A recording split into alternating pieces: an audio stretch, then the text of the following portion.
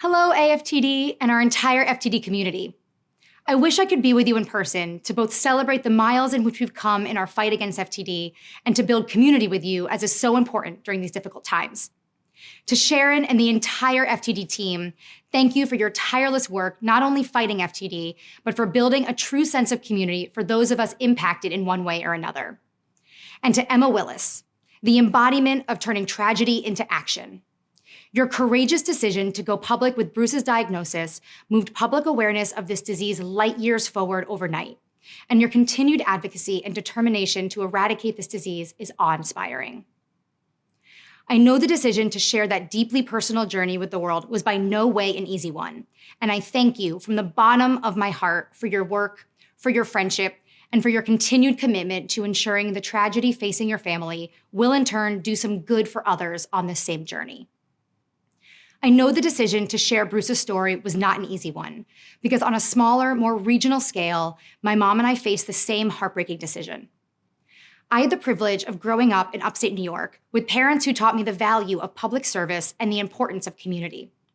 My mother was a journalist who put her career on hold to raise me, and later became a small business owner, starting numerous successful ventures all centered around bringing people together. My father was the very embodiment of the American dream. A kid from the West Village tenements in New York City who moved with his family at 9 years old to upstate New York after World War II.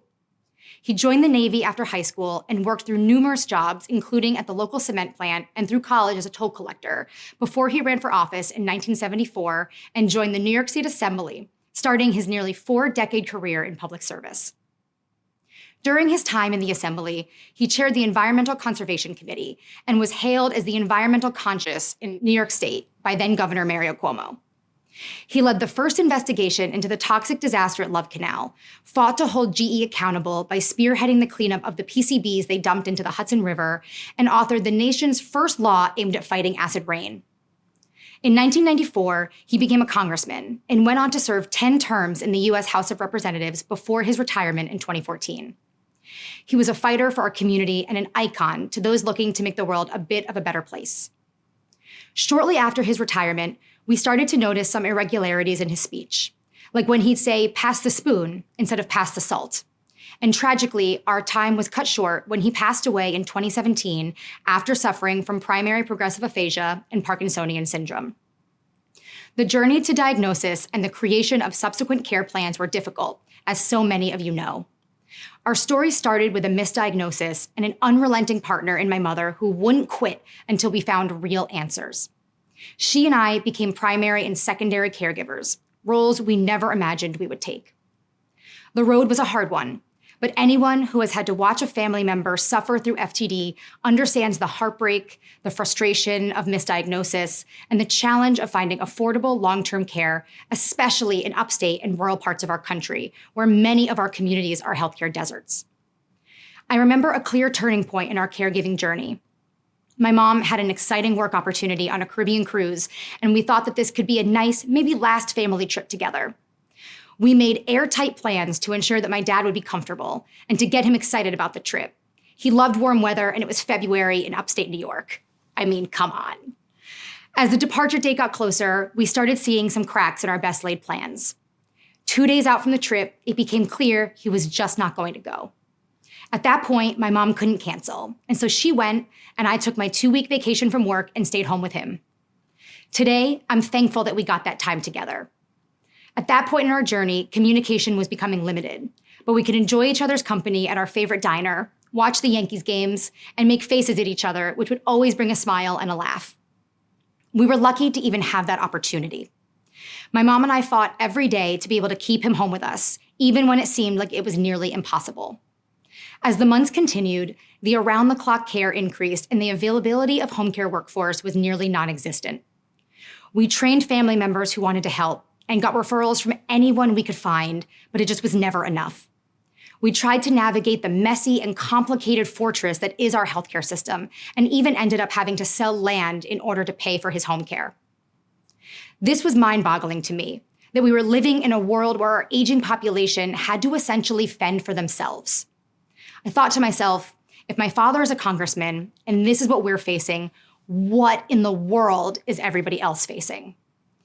It was thanks to my upbringing and seeing the positive impact that you can have on your community, along with this absolute heartbreak, that drove me to run for office myself. I was elected to the New York State Senate in 2020 and immediately made it a priority to call attention to frontotemporal degeneration, to bring awareness to this often unknown disease, and to work to close the care gaps across our state. We worked with AFTD to announce my father's diagnosis in 2017, and after his passing, I've been proud to continue our work together in this endeavor. In my first year, my office partnered with AFTD to hold a statewide virtual information session in order to educate people about the disease and share resources widely for impacted families. This Facebook Live is still the most watched live stream video my Senate office has ever organized.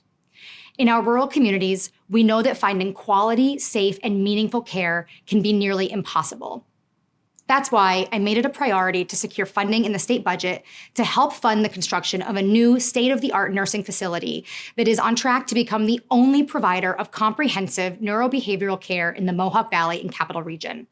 Because where you live should not determine the kind of care you receive. And community resources are important, but I knew we needed broader, louder advocacy if we were ever going to eliminate the awareness gap. And so I brought our fight to the floor of the state Senate and sponsored the first ever resolution recognizing Frontotemporal Degeneration Awareness Week in the state of New York.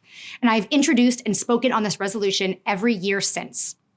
One of my proudest achievements is the introduction of this resolution, the first resolution like it in the country, and how it has inspired similar resolutions in other states fighting to break the knowledge barrier around FTD. It's incredibly rewarding to watch successful advocacy in real time, including the creation of AFTD's new state resolution toolkit for those looking to encourage their local legislators to take action. I want to thank AFTD for creating this toolkit, making it as easy as possible for anyone to get involved and make a difference, as well as promoting our resolution across the country. And a huge thank you goes out to Emma Willis, who has been leading the charge in California to get her local representatives to introduce and pass a similar resolution to ours. I can't wait to see it pass through their legislature. Here in New York, we've taken even further legislative steps to ensure that FTD is front and center when dementia-related legislation is taken up, securing the addition of FTD in a bill that provides support for early dementia identification by establishing an educational outreach center for health professionals, caregivers, and the public. This year, I introduced the country's first FTD registry bill, requiring doctors and medical professionals to disclose to the State Department of Health anytime they diagnose FTD. This bill will require medical professionals to start to look for FTD, give them a greater understanding of the disease at large, and to start to normalize the diagnosis process. It will also require the Department of Health to create an FTD Registry Advisory Committee to provide resources and information for those experiencing FTD and determine best next steps for the registry at large. Our hope is that this bill becomes a template for other states so that they too can start to normalize discussions around FTD and collect the data needed so that we can have an accurate picture of the scale of the disease around the country in order to eradicate it once and for all. FTD is one of those diseases that consumes your entire life.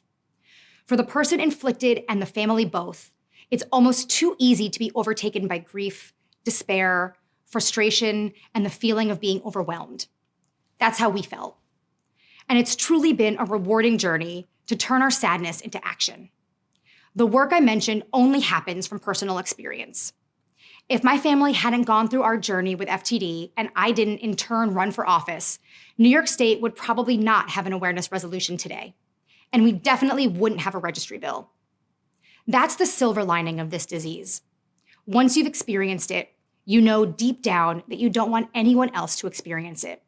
And so you find ways to build community, to move the ball forward, to bring us closer to a world without FTD. Everyone in this room today has an experience that's worth sharing. You have an experience that, by sharing, will drive positive change. When I first introduced our resolution, I learned that our colleague had a parent who had passed from FTD, but they had come to refer to the cause of death as Alzheimer's because it was easier for people to understand. Our resolution helped change that. By telling our stories, by normalizing the conversation, by doing the hard, often uncomfortable work of educating people about FTD, even in the hardest of moments, we are moving society forward in our collective understanding of this terrible disease. That's the beauty in the difficult. knowing that we together have the power to change the conversation and to make the journey for those after us a little bit easier. That's the work you're all doing today, and for that, I applaud you. When you're in this situation, you look for support. You look for people to be around you who know the experience and who can help guide you through, because it's a lonely and challenging path to be on by yourself. The Association of Frontotemporal Degeneration was that lifeline for us. So hold on to the connections you're making in this room. When it feels like no one else could possibly understand what you're going through, call someone who you've met here today. Community is what gets us through the hard times, and this community is one of the best. We have a ways to go before FTD has the awareness and recognition it so profoundly needs. But know that we are in the trenches with you, doing the work at the state level in New York, and I invite you to join us. When you leave this conference, check out what your state legislators are doing for FTD and encourage them to pick up the cause. We have your back. To the family members and those with direct experience battling this challenging disease, know that my heart is with you. To those who are allies in our fight, thank you for your help in raising awareness amongst your communities even after this conference. And of course, thank you to AFTD for over 20 years of leading the charge against FTD nationwide. You all give me the hope and the inspiration that one day soon we'll see a world without FTD. And for that, I am forever grateful. Have a great rest of your conference.